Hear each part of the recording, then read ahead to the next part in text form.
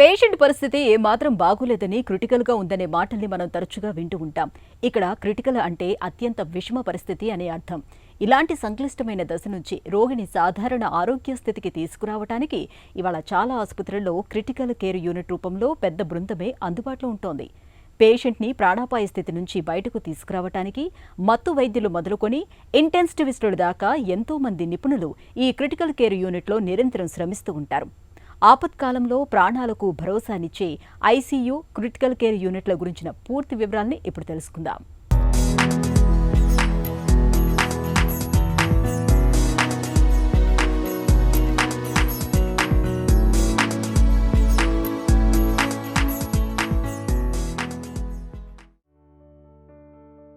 Patient condition ఎలా ఉంది? క్రిటికల్టా? ఈ మాటల్ని పెద్దగా చదువుకోని వారు కూడా వాడుకలో ఉపయోగిస్తూ ఉంటారు. రోగి అత్యంత సంక్లిష్టమైన దశలో ఉన్నప్పుడు అతడిని ఆ స్థితి నుంచి మళ్లీ సాధారణ స్థితికి తీసుకురావటం ఎంత సంక్లిష్టమైనదో తెలియనిదేమీ కాదు.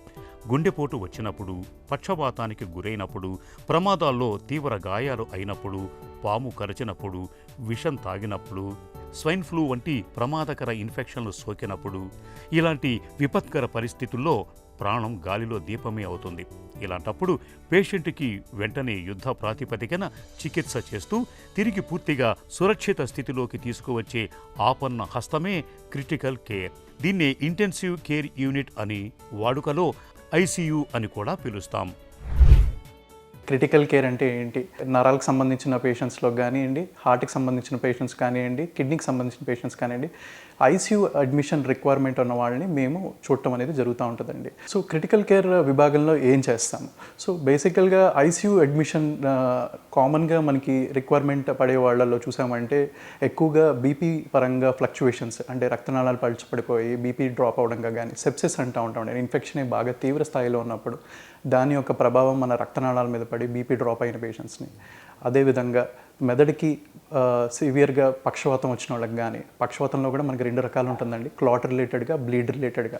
వీళ్ళ యొక్క పేషెంట్స్ యొక్క స్పృహ మానిటరింగ్ నీడ్ వల్ల కానివ్వండి, ఆక్సిజన్ ఫ్లక్చువేషన్స్ అవుతూ మనకి లంగ్స్ రిలేటెడ్ ప్రాబ్లమ్స్తో వెంటిలేటర్ పైకి వెళ్ళే పేషెంట్స్ కానివ్వండి, మూత్రపిండాలు ఎఫెక్ట్ అయ్యి డయాలసిస్ పైకి వెళ్ళే కానివ్వండి, ఇట్లాంటి పేషెంట్స్ని కంటిన్యూస్గా మానిటరింగ్, ఎవరికైతే మనకి సెకండ్ టు సెకండ్ మానిటరింగ్ మనకి బీపీ పరంగా కానివ్వండి, గుండె హార్ట్ రేట్ రిథమ్ పరంగా కానివ్వండి, ఇవన్నీ మానిటరింగ్ రిక్వైర్మెంట్ ఉన్న వాళ్ళని మనం ఐసీయూ అడ్మిషన్లో పెట్టి మనం మానిటరింగ్, ఈ క్రిటికల్ కేర్ ఫిజిషియన్స్ అనేది చూడటం అనేది జరుగుతూ ఉంటుందండి.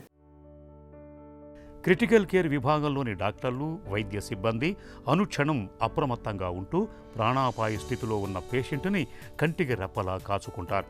పేషెంట్ని ఐసీయూలోకి తీసుకురాగానే డాక్టర్ల బృందం వెంటనే రోగిని పర్యవేక్షించటం మొదలు పెడుతుంది. ఉదాహరణకు, ఒక వ్యక్తికి నిమోనియా సోకిందనుకుందాం. మామూలుగానైతే నిమోనియా చికిత్స కోసం యాంటీబయాటిక్స్ చాలు.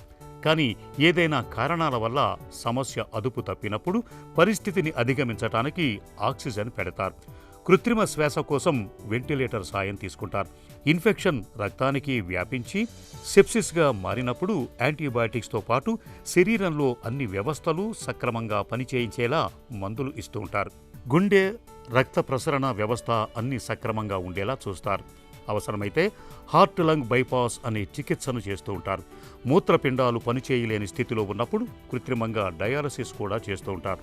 ఇందుకోసం ఒక నిర్ణీతమైన వ్యవస్థ లేదా అవయవం మీద కాక అన్ని శారీరక వ్యవస్థలు, అవయవాలన్నిటిపైన పూర్తి పట్టు, చికిత్సలో మంచి నైపుణ్యం ఉన్న ప్రత్యేక సిబ్బంది ఐసీయూలో అందుబాటులో ఉంటారు.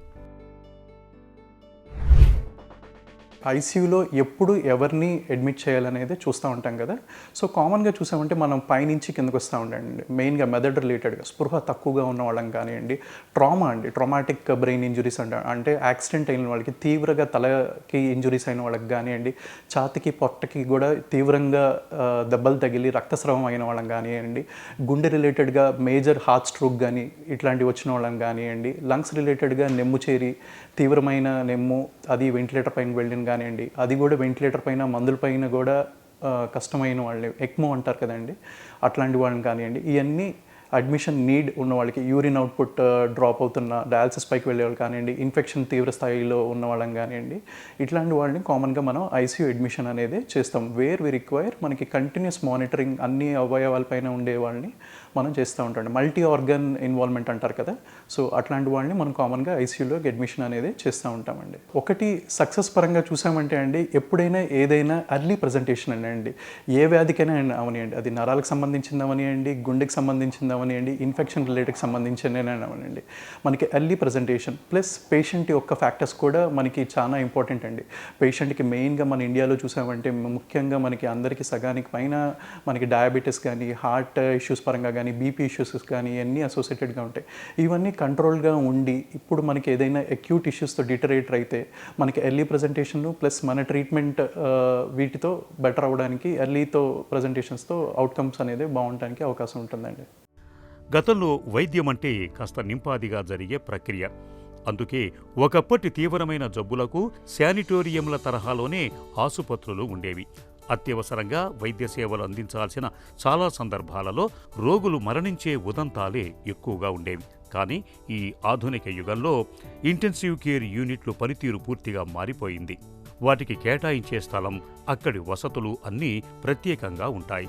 శ్వాస తీసుకోలేని రోగులకు కృత్రిమ శ్వాస అందించేందుకు వెంటిలేటర్లు, రోగికి సంబంధించిన అన్ని కీలకమైన రీడింగులను తీసుకునే పరికరాలు, మూత్రపిండాలు విఫలమైన సందర్భాల్లో కృత్రిమంగా శరీరంలోని మలినాలన్నింటినీ తొలగించే డయాలసిస్ యంత్రాలు, ఇలా ఎన్నో కీలకమైన ఉపకరణాలన్నీ అమర్చుతున్నారు. ఇక్కడ టీమ్ వర్క్ అనేది ఎందుకంటే ఇదేది 1-2 గంటలతో కాదండి, ఎప్పుడు పేషెంట్ మనకి 24 గంటలు అబ్జర్వేషన్లో ఉండాలి, కంటిన్యూస్ మానిటరింగ్ అంటూ జరుగుతూ ఉంటుంది. ఎందుకంటే ఇక్కడ డెసిషన్స్ అనేది సెకండ్స్లో, మినిట్స్లో అనేది ఇన్వాల్వ్మెంట్ ఉంటుంది కాబట్టి టీమ్ వర్క్ అనేది ఇంపార్టెంట్ అండి. It's not a one man show, it's a team work. So 24 గంటలు అబ్జర్వేషన్లో ఉంటాం కానీ మన టీమ్ ఇన్వాల్వ్మెంట్ కానీ మిగతా డిపార్ట్మెంట్స్ యొక్క కలయిక, మనకి బీట్ పల్మనాలజీ కానీ, కార్డియాలజీ కానీ, నెఫ్రాలజీ కానీ అందరి యొక్క ఒపీనియన్స్ నీడ్ ఉన్నప్పుడు యాజ్ ఎ టీమ్ కానీ మనకి అవుట్కమ్స్తో బెటర్ అవ్వడానికి ఛాన్సెస్ ఉంటాయండి. ఇప్పుడు చూసామంటే మెయిన్గా ఆర్టిఫిషియల్ ఇంటెలిజెన్స్ అనేది చూస్తూ ఉన్నాం కదండి. So collaboration of critical care with artificial intelligence అండి. లైక్ మనకి అన్నీ చూసామంటే ప్రతి వ్యాధికి ఇప్పుడు చూసామంటే అన్ని గైడ్లైన్స్ అంటూ అన్నీ ఉంటాయండి. కానీ ఆ పర్టికులర్ పేషెంట్కి యూజువల్గా పేషెంట్ ఓన్లీ గుండె ప్రాబ్లంతో రావడమో కానీ, కిడ్నీ ప్రాబ్లంతో కానీ రావడం అనేది జరుగుతూ ఉండదండి. యూజువల్గా మల్టిపుల్ అవయవాల ఇన్వాల్వ్మెంట్తోనే వస్తూ ఉంటారనమాట. మనం కామన్గా అప్లై చేసేది గైడ్లైన్స్తోగా కొద్దిగా ఏమాత్రం ఫ్లక్చువేషన్స్ ఏమాత్రం అవుతున్నా, ఒకవేళ పేషెంట్ కండిషన్ కానీ డిటరేట్ అయ్యి బ్యాడ్ అయితే కానీ మనం ఆఫ్ లేట్ రిట్రోస్పెక్టివ్ అనాలిసిస్లోకి వెళ్ళేదానికి కంటే if deviating the patient guidelines కానీ ఏదైనా అవుతున్నా మనకి అనేది ఇట్లా చేస్తుంటే బాగుండేదేమో, ఆర్ ఈ పరంగా మనకి ట్రీట్మెంట్ ఫ్లక్చువేషన్స్గా కానీ, లేదంటే డోసింగ్ అడ్జస్ట్మెంట్ పరంగా కానీ, మందుల పరంగా కానీ, మానిటరింగ్ పరంగా కానీ ఎంతో హెల్ప్ఫుల్గా ఉంటుందండి మనకి. ఇంటెన్సివ్ కేర్ యూనిట్లలో సాఫీగా పనులు జరిగేందుకు వీలుగా సాధారణ వ్యక్తులను చాలా పరిమితంగా అనుమతిస్తూ ఉంటారు. ఒకవేళ వెళ్లాల్సి వచ్చినా ప్రత్యేకమైన గౌనులు, మాస్కులు, క్యాప్స్ ధరించాల్సి ఉంటుంది. ఈ నిబంధనలు కూడా రోగికి మేలు చేసేందుకే. అక్కడి ఇన్ఫెక్షన్ వ్యాప్తి చెందే పరిస్థితులను గణనీయంగా తగ్గించటానికే అలా చేస్తుంటారు. అత్యంత సంక్లిష్టమైన క్రిటికల్ కేర్లో అన్ని విభాగాలకు చెందిన నిపుణులు తమ సేవల్ని అందిస్తూ ఉంటారు. ఉదాహరణకు ఆయా అవయవానికి సంబంధించిన వైద్యులు, క్రిటికల్ కేర్ కోసం ప్రత్యేకంగా శిక్షణ పొందిన నర్సులు, సాంకేతిక నిపుణులు, ఇలా ఎందరో ఒక బృందంగా పనిచేస్తూ ఉంటారు. వీళ్లంతా కలిసి పనిచేస్తూ పేషెంటుని సంక్లిష్ట పరిస్థితి నుంచి సురక్షిత స్థితికి తీసుకొస్తుంటారు.